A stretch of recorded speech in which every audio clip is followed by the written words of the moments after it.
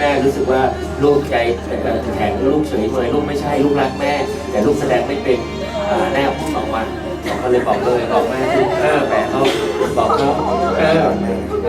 บอกทุกอย่างใช่บอกเขาเลยบอกเขาบอกทุกอย่างใช่จากหัวใจใช่พูดจากหัวใจออกมาพูดออกมาจากดวงวิญญาณ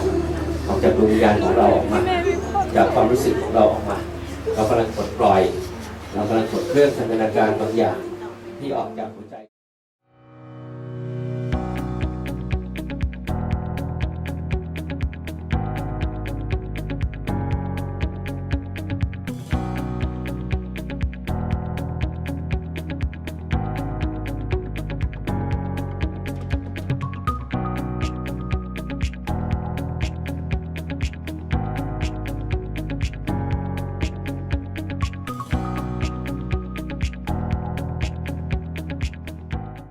มันเป็นกระบวนการผสมผสานที่อธิบายเป็นคำพูดไม่ได้นะเพราะว่างานที่ผมทำอยู่เนี่ยมันไม่มีสคริปต์ทำตามกระแสจิตจะเป็นการเข้าระบบจิตที่บางคนจะเร็วมากเพราะเรารู้แล้วว่าไอ้สิ่งที่เขาติดอยู่เนี่ยถ้าเขาสามารถเอามันออกมาได้เราจะเรียกว่าขยับหรืออะไรก็แล้วแต่ชีวิตมันเปลี่ยนอย่างเหลือเชื่อก็จะเป็นคนที่จนหรือรวยไม่ได้พูดถึงเงินในกระเป๋าในลึกๆนะแต่มันเป็นความรู้สึกที่เขารู้สึกว่าเขามีกับความรู้สึกที่ไม่มีแค่นั้นเองบางทีเรายืนอยู่ตรงนี้คนที่รวยเป็น100 ล้านมายืนกับเรายังรู้สึกว่าเรารวยกว่าเขาเลยเพราะอะไรรู้ไหมเพราะความรู้สึกที่เรามีเนี่ยเรารู้สึกว่าเขาจนกว่าเราอีกเข้าใจไหมเห็นไหมเนี่ยความรู้สึกที่มันต่างแค่นี้มันเปลี่ยนโลกของมนุษย์ที่สับสนและแตกต่างได้อย่างเหลือเชื่อนั้นกระบวนการของการสั่นสะเทือนจิตจึงเป็นกระบวนการที่สมัยนี้เขาเรียกอะไรการเปลี่ยนจิตใต้สำนึกเปลี่ยนความทรงจำของจิตและสุดท้ายก็คือดึงดูดสิ่งที่เราเชื่อและควรจะได้รับนั้นกลับมาสู่ชีวิตของเรานี่คือกระบวนการที่สั่นสะเทือนอย่างแรงๆอารมณ์วันนี้อยากจะให้ปลดล็อกตัวเองอยากจะให้เห็นคุณค่าของชีวิตอยากจะให้รู้สึกว่าตัวเองมีค่าแล้วก็สุดท้ายอย่างที่ส้มพูดว่าที่เราไปเห็นตัวเราเองที่มันพยายามทำอะไรเพื่อให้ได้รับการยอมรับมันจะทำอะไรเพื่อให้เรารู้สึกว่าเรามีค่าแต่ลืมไปว่าจริงๆสิ่งที่เราทำทั้งหมดเนี่ยคนที่ได้รับคนแรกคือตัวเราคือวุ่นยุ่งเยอะแล้วก็บางครั้งก็รู้สึกว่าถ้าเราปล่อยวางได้เราสึกสบายใจขึ้นต้องขับรถไปหาเขาเพื่อเขารู้สึกว่าเราแคร์เขารู้สึกโอ้เธอดีมากเลยนะพอฉันทุกเธอเข้ามาหาหรืออะไรก็แล้วแต่สมมติเป็นตัวอย่างแต่เราลืมไปว่าเหนื่อยกว่านั้นก็คือเราเหนื่อยกว่าอะไรเงี้ยจนเราลืมไปว่าคนที่ควรจะให้อะไรมากที่สุดในชีวิตก็คือให้อะไรกับตัวเองแล้วเราถูกหลอกจากความคิดแบบนี้ซ้ำแล้วซ้ำอีกซ้ำแล้วซ้ำอีกแล้วพอมันพอกหรือว่าเติบโตขึ้นเรื่อยๆเนี่ยมันก็คือคนที่มันบังศักยภาพที่แท้จริงของเรานะแล้วสุดท้ายเราก็มีชีวิตแบบอย่างที่เป็นอยู่ทุกๆคนเหมือนกันหมดเราจะรู้สึกว่าถ้าทำอะไรที่มันยากมากเราจะรู้สึกว่ามันไม่ใช่เราถ้าทำอะไรที่มันดูแบบดูอะไรดูมีความหมายดูยิ่งใหญ่เราจะรู้สึกว่ายังไม่ถึงเวลาเห็นไหมมันหลอกไปเรื่อยๆเพราะเวลาที่เราคิดว่ามันถึงเนี่ยคือเวลาที่มันยังไม่มีเห็นไหมฟังช้าๆมันจะมองไปเรื่อยๆมันจะอยู่ข้างหน้าแต่เราลืมไปว่าจริงๆมันเริ่มต้นตั้งแต่วันนี้เริ่มต้นเปลี่ยนตั้งแต่วินาทีนี้เริ่มต้นเปลี่ยนตั้งแต่ลมหายใจนี้นั้นกระบวนการทางจิตพอเราเข้าไปถึงขั้นที่เราสัมผัสกับความรู้สึกที่มันเหนือกว่าได้จริงเนี่ยเราจะไม่ถูกควบคุมด้วยความคิดที่เป็นความคิดด้านลบเพราะว่าความคิดด้านลบนั้นมันถูกผลักออกไปเหมือนผู้ชายคนเมื่อกี้ที่เขาเจอเวทนา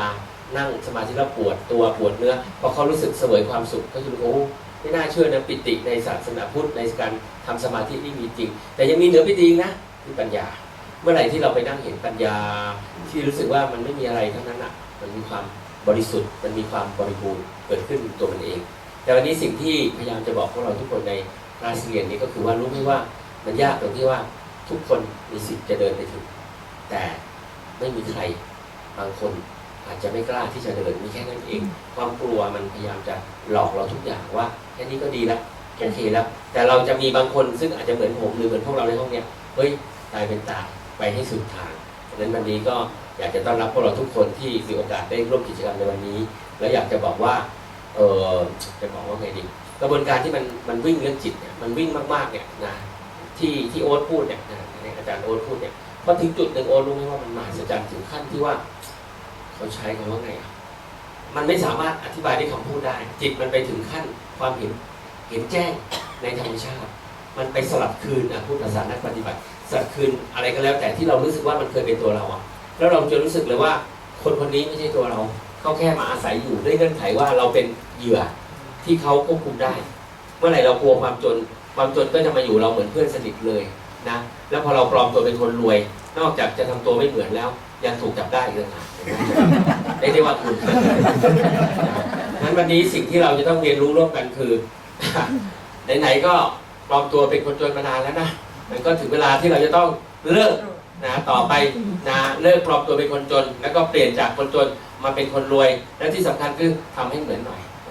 โอ้โหทำตัวเป็นคนรวยนะดูยังไงก็ยังเหมือนเดิมใช่ไม่เอานะนั่นกระบวนการที่เราเล่นกับจิตไปเรื่อยๆสนุกสนานเนี่ยพอเราเล่นถึงขั้นที่มันทะลุจิตที่มันติดค้างได้จริงๆเนี่ยมันจะรู้สึกเหมือนกับว่าโอ้โหมันเรียกอะไรมันจะเกิดความรู้สึกเหมือนกับว่าเราแค่เลือกที่จะก้าวไปในจุดที่มันเหนือกว่าได้เพียงแต่เราต้องการหาไม้เท้าบันไดวิธีการแต่เขาบอกว่าบันไดกับไม้เท้ามันยากไปเดี๋ยวนี้เขาขึ้นลิฟต์ละดีไหมใครขึ้นมาชั้น9เนี่ยเดินขึ้นมาบ้างมีไหมมีไหมไม่มีนะส่วนใหญ่ก็คือขึ้นลิฟต์แล้วเดี๋ยวตอนกลับมีใครอยากจะเดินลงไม่มีทุกคนก็รีบมาเข้าใจแล้วนะวันนี้เราก็ต้องหาทางลัดให้มีความสุขจริงๆแล้วกระบวนการที่เราสั่นสะเทือนความรู้สึกไปเรื่อยๆเนี่ยพอถึงจุดหนึ่งไอ้ตัวที่เป็นตัวจิตสำนึก